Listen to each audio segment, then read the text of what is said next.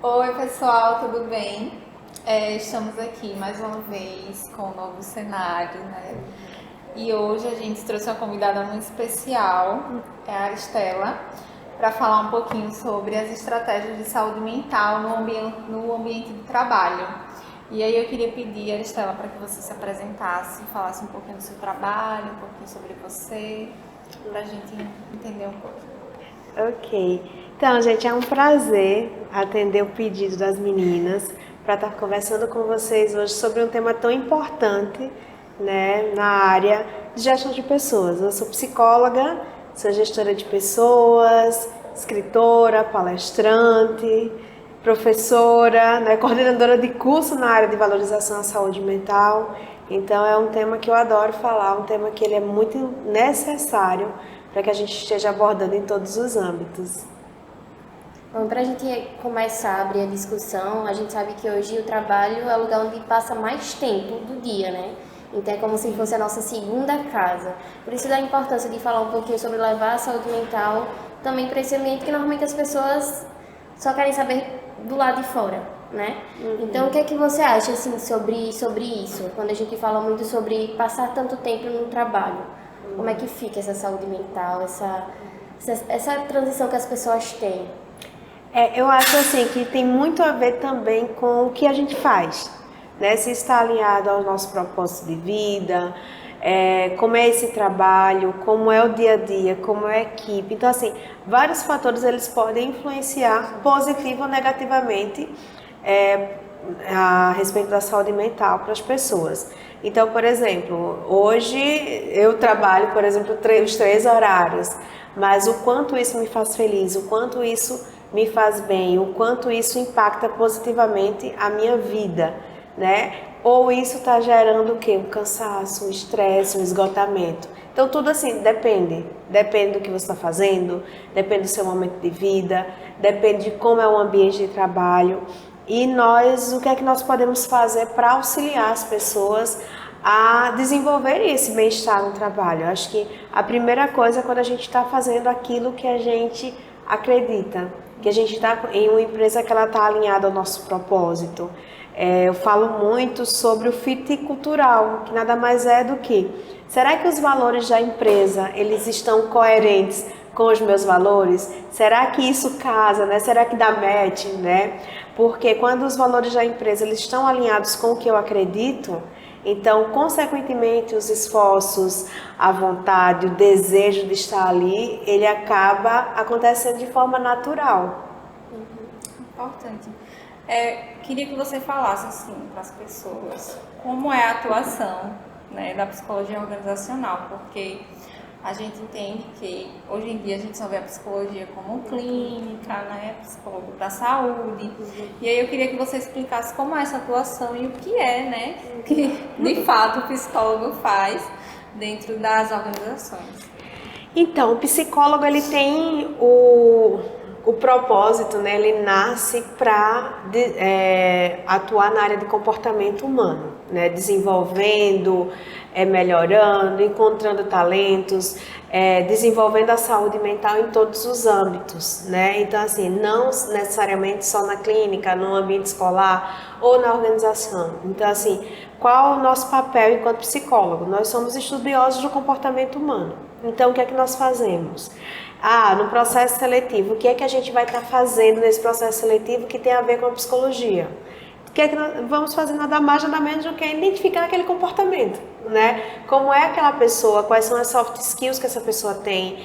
É óbvio que a parte técnica a gente vai estudar, dependendo da área que a gente for atuar, mas nós somos responsáveis por identificar essas soft skills, quais são os comportamentos, quais são as habilidades, quais são os talentos dessas pessoas. Depois que a gente faz isso, a gente vai desenvolver esses talentos, né? A gente vai fazer com que essas pessoas, elas consigam, a gente consiga ter delas o maior ou o melhor potencial que ela possa desenvolver, ela possa ter. Porque muitas vezes, eu falo muito sobre flow, né? Muitas vezes a gente está em alguns desafios que eles não estão alinhados às nossas qualificações, às nossas vontades, aos nossos desejos. E é muito importante que esses desafios, eles estejam alinhados. Ou seja, eu tenho competência para isso e eu gosto de fazer isso, então eu entro em flow, que nada mais é do que o estado de fluidez, de a gente conseguir trazer para aquele ambiente algo, aquele ambiente, naquela atividade,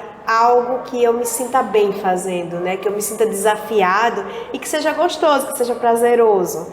Nós também fazemos avaliação de desempenho e de potencial, porque existem muitas pessoas que nas empresas elas são muito boas, elas têm talentos fantásticos, mas elas não estão naquele local certo, né? Então, Não estão sendo desenvolvidas. não estão sendo desenvolvidas e não querem aquilo para a vida delas. Então, meio que estão fazendo uma atividade que elas estão fazendo só pelo salário.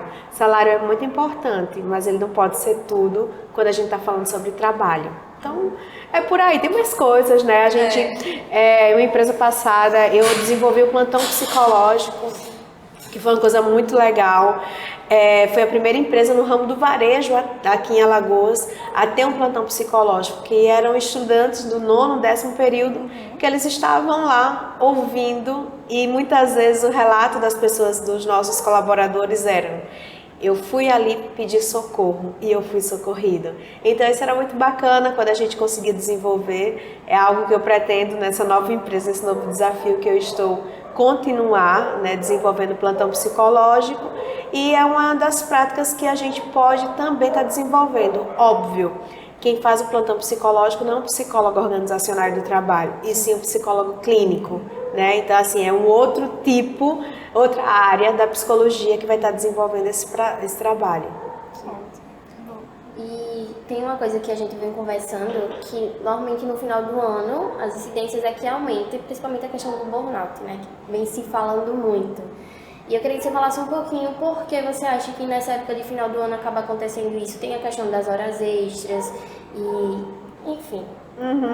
Então, a Maslow foi a pessoa que começou a estudar, né, e desenvolver quais as dimensões da síndrome de burnout, que é falta de realização profissional, esgotamento profissional e despersonalização. Então, chega final de ano, a gente para e pensa: o que é que eu estou fazendo? Estou cansado, estou exausto, não estou dando conta de tudo, eu quero uma mudança de vida, eu já não me sinto bem, não sinto prazer naquilo que eu estou fazendo.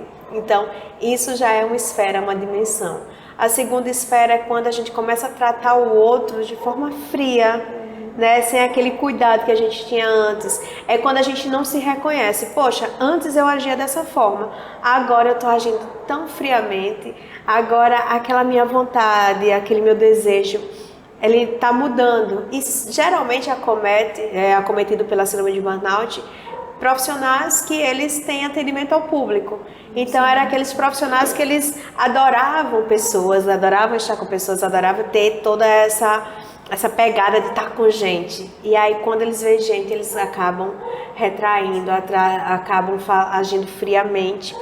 E, por último, a falta de realização profissional.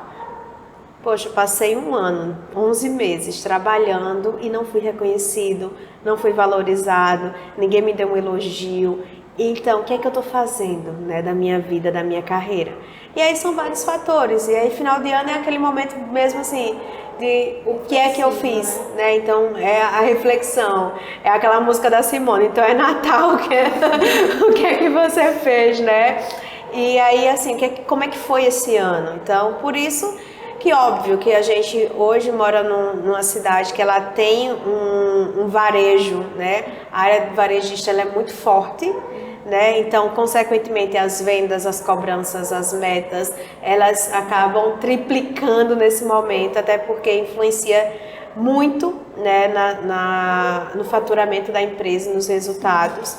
E isso também vai influenciar, né? Como é cobrado, os assédios também que acabam sendo acometidos, enfim, é muita coisa que pode desencadear isso. Já que você falou um pouco, né, dessa questão da parte realmente empresarial, dos colaboradores dentro da empresa, explica para o pessoal o que são as famosas e milagrosas e tão excelentes ações de endomarketing dentro das organizações que são fundamentais hoje para combater, né, essa síndrome. Então, eu não gosto do termo milagroso, sabe, Dai? Porque de nada adianta. Algumas são, assim. Algumas são. Não gosto Dependendo da empresa. Sim, dependendo da empresa, dependendo de como aquelas pessoas elas são receptivas a isso. Mas eu tenho muito cuidado quando a gente fala sobre, eu vou dar uma palestra próximo mês, né? Janeiro Branco, Sim, né? sim. Vou dar uma palestra, vai ser show do Janeiro Branco, então vai estar todo mundo começando o ano com saúde mental. Show, a gente fez, foi muito legal, deu brinde, vestiu camisa branca, tá? Ok. E depois? Como é que é feito esse acompanhamento, né? Naquele momento, show, ótimo, tá maravilhoso, realmente faz as pessoas refletirem, funciona demais. Mas o Sérgio Cortella, ele diz que motivação, não sei se é Sérgio Cortella é carnal, acho que é carnal. Ele diz assim que motivação é como banho, a gente tem que sempre estar tomando, né? Então, de nada adianta a gente fazer várias ações de endomarketing durante o ano se a gente não acompanha, né, aquela evolução. Eu gosto muito de trazer a psicologia organizacional do trabalho junto de pessoas, né? Eu vejo muito as pessoas lá, indicadores, gráficos, etc., por trás de uma mesinha no computador no ar-condicionado. Funciona, a gente precisa mostrar resultado, precisa mostrar gráficos, a gente Parte precisa... administrativa, ótimo, né? Precisamos fazer, né? A gente precisa ter essa parte estratégica da área, mas a psicologia organizacional do trabalho, ela se faz com gente. E onde é que eu vou encontrar gente? Onde estão as pessoas envolvidas naquela empresa. Então, é entrevista, é conversa, é acompanhamento, é estar próximo. Isso é que funciona. Endomarketing, eu gosto, eu faço. Acho que é muito necessário a gente se mostrar, porque muitas vezes o RH ele não é tão visto, só é aquele, não, a moça ou o rapaz que faz seleção, faz aqui uma dinâmicazinha, né? Então geralmente ainda existe esse preconceito. Toma um currículo. Toma um currículo aqui, chegou esse currículo, toma ele aqui, é uma pessoa muito boa, já entrevistei, e não é só isso, né? E a gente tem que ter um cuidado muito grande, assim, porque é uma linha muito tênue entre ser a área da estratégia, a área tática da empresa, para não ser levado como a área tão operacional e a área das festas. Porque também eu já ouvi muito alguns gestores, né, de empresas, administradores de empresas dizer, o RH é aquele setor que faz festinha, né? Então, todo mês, né? Então, que o endomarketing ele não se transforme em uma festa, e sim uma ação que ela traga um benefício para a empresa e que seja duradouro. E aí? Não, acho que, voltando para o ponto da questão do estresse, né? Queria que você falasse um pouco sobre como fazer esse gerenciamento, né? Algumas dicas. Como você falou, tem algumas ações que elas são voltadas justamente para tentar, talvez, dar ali alguma dica ou ensinar o colaborador, enfim, a tentar praticar alguma coisa diferente para tentar aliviar esse estresse, porque, consequentemente, é um indicador da empresa e também faz justamente para tentar melhorar. Mas eu queria que você falasse assim, do ponto de vista do colaborador em si. O que é que ele poderia fazer para ter esse gerenciamento, né, desse estresse, para ficar atento aos sinais, para algumas dicas assim para o pessoal que vai assistir, que eu sei que trabalha que só. Está 8 horas por dia. E olhe lá. Ou um pouquinho mais. Mas é isso. Acho que o corpo ele dá sinais o tempo inteiro. Então, como é que a gente está enxergando esses sinais? Então, cansaço excessivo, muito sono, excesso de café, né? Então, assim, eu vejo também muita gente tomando 5, 6 xícaras de café para manter-se acordado e ativo, né? Outros energéticos, etc. Aquela fome excessiva, falta de apetite. Então, existem vários sintomas que o nosso corpo ele vai dando, né, que a nossa mente está cansada. Insônia, né? Ou então aquela vontade só de dormir. Né? Então, assim, quais são os sinais? A falta do equilíbrio. Né? Então, quando sai daquele equilíbrio, quando sai daquela rotina, a gente tem que começar a ligar um alerta. eu considero como a principal porta, né, de combate ao estresse, psicoterapia e atividade física. Então, esses são os dois principais caminhos. Porque muitas vezes a gente não consegue mudar de trabalho, Sim. né? Então, eu preciso daquele trabalho, é a minha sobrevivência, né? Então, o que é que eu posso fazer por mim? Momentos de lazer com a família, né? Momentos de fazer nada, né? E fazendo Muito tudo necessário. A gente acaba se cobrando muito. Poxa, eu tô aqui, já assisti 3 capítulos daquela série que eu gosto e eu tô me sentindo improdutiva. Sim, gente. A improdutividade, ela faz parte e ela é extremamente necessária, né? O que é que você gosta de fazer? Porque o que eu gosto pode ser que outra pessoa não goste, né? Então, assim, autoconhecimento. Por isso a psicoterapia. Então, busque estratégias de ações, né? Que vocês olhem e digam, isso aqui me dá prazer, eu gosto de fazer isso. E sempre que possível, reavalie a sua carreira. O que é que você está fazendo? Essa área, ela é algo que você quer seguir? Ou é só pelo salário? Ou é só pelo salário, né? Então, assim, você pode ganhar dinheiro de diversas formas. Então, descobre, né? Às vezes eu vejo muita gente, eu tô nessa parte de vendas, mas não é algo que eu gosto. E o que é que você tem feito, né? Para mudar, isso. né? Para não estar dando continuidade nessa área que não é algo que você gosta, né? Então, às vezes a gente só reclama e não tem ação, né? Então, a gente precisa ter uma ação, a gente precisa ser o protagonista da nossa carreira, da nossa vida, da nossa história.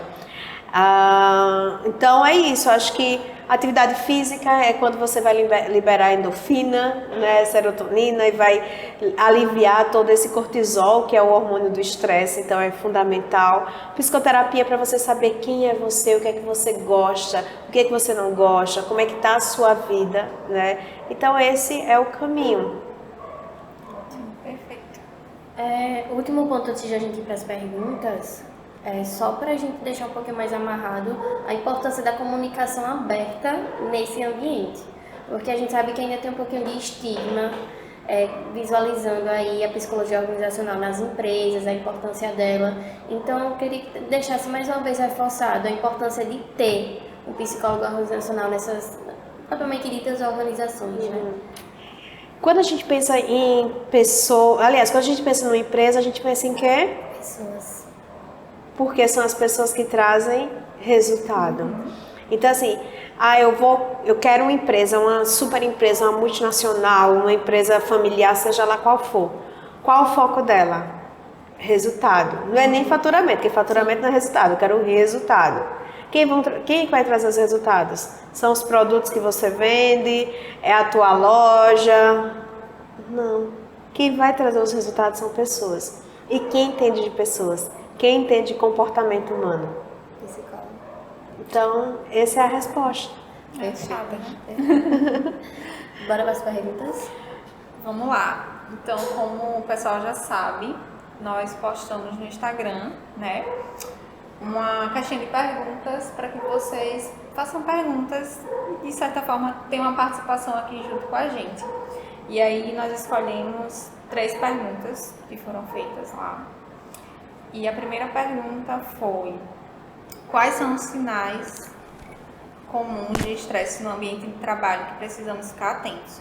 Aí você já deu uma reforçada, né? Você falou anteriormente. E aí vou falar a segunda para aqui, né? Quais estratégias para alcançar o equilíbrio entre trabalho e vida pessoal? Para você recapitular, assim, basicamente tudo que você falou. Então, a gente hoje tem algo que nos auxilia, mas que nos atrapalha muito a gente fazer essa separação, que é o abençoado WhatsApp, né? Então, quem não responde e-mails, né, mensagens, sempre tem emergências, né? Mas a gente precisa colocar alguns limites, né?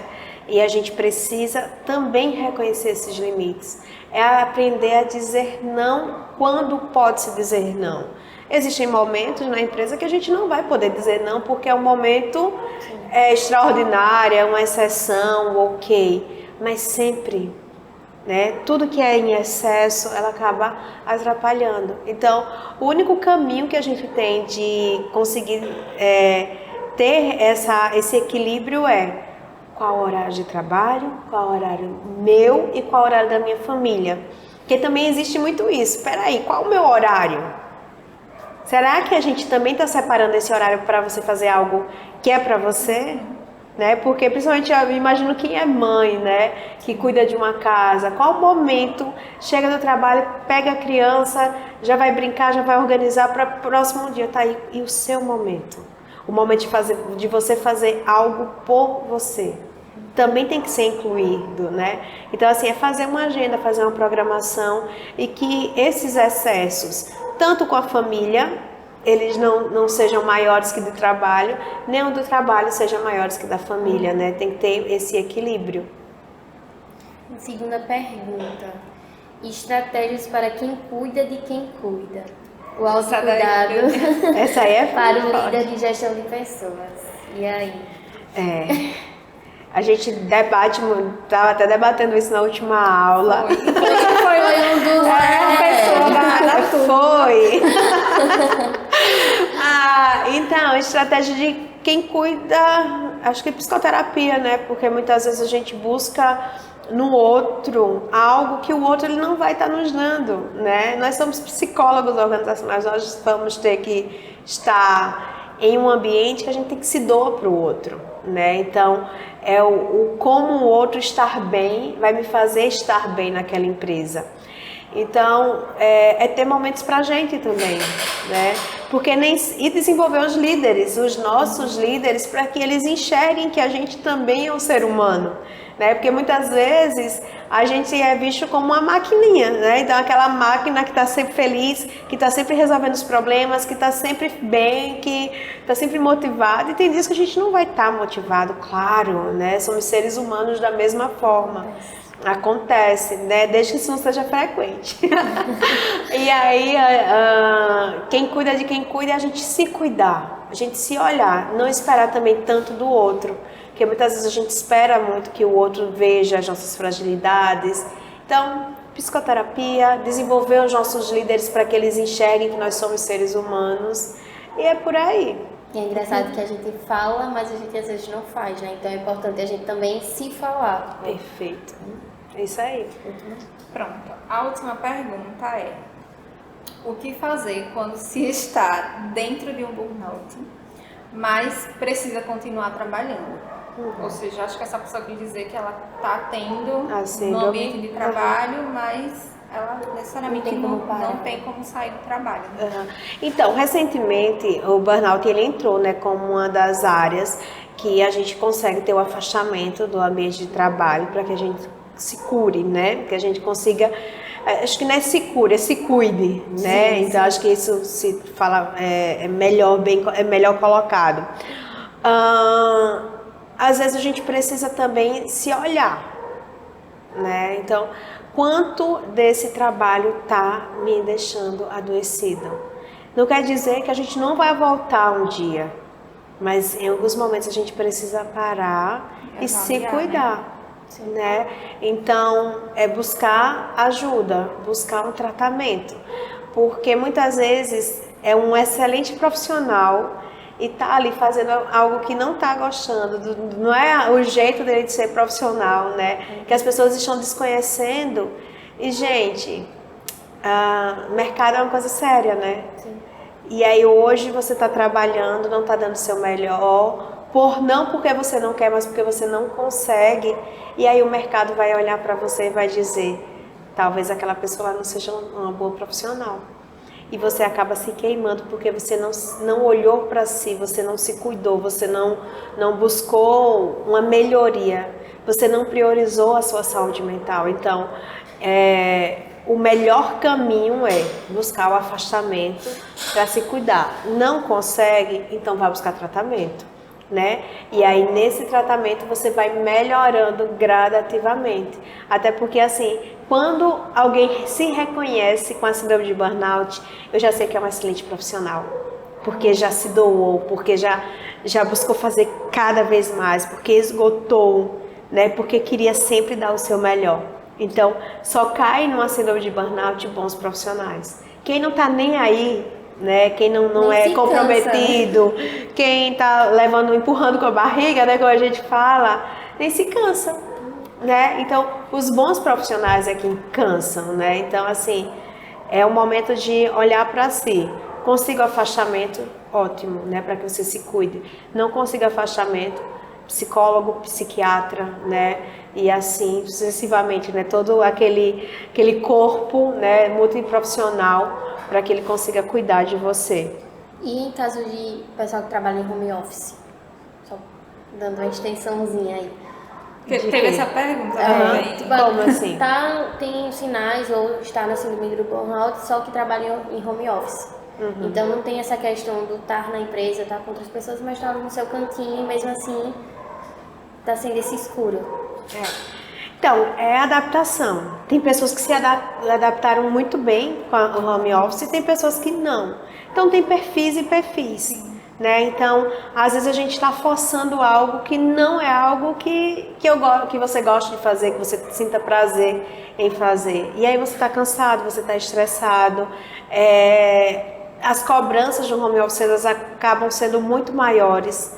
Até porque para uma empresa ela ter um bom clima no home office, né? Olha como é interessante, um bom clima que é um sintoma que a empresa tem de eu tenho confiança na minha equipe, né? Porque a minha equipe ela entrega resultados e eu confio nela. Porque muitas vezes as cobranças elas são muito maiores para estar home office. E isso acaba esgotando, isso acaba atrapalhando todo o seu desempenho, todo o seu profissionalismo. Então, o caminho eu quero trabalhar no home office. Por que essa empresa está me cobrando tanto? Por que eu estou me sentindo estressado? O que é que está me fazendo sentir esse estresse? Né? Existem coisas que na própria empresa a gente consegue melhorar, mas tem coisas que talvez aquela empresa não seja para você. Né? E a gente precisa reconhecer isso também. E aí entra a questão de também procurar outro ambiente de trabalho, né? Para tentar se adaptar. Porque assim, não existe empresa perfeita. Isso. Não existe profissional perfeito. Nós não somos perfeitos. Nós também queremos que a gente precisa se adequar à empresa. A empresa jamais vai se adequar a gente.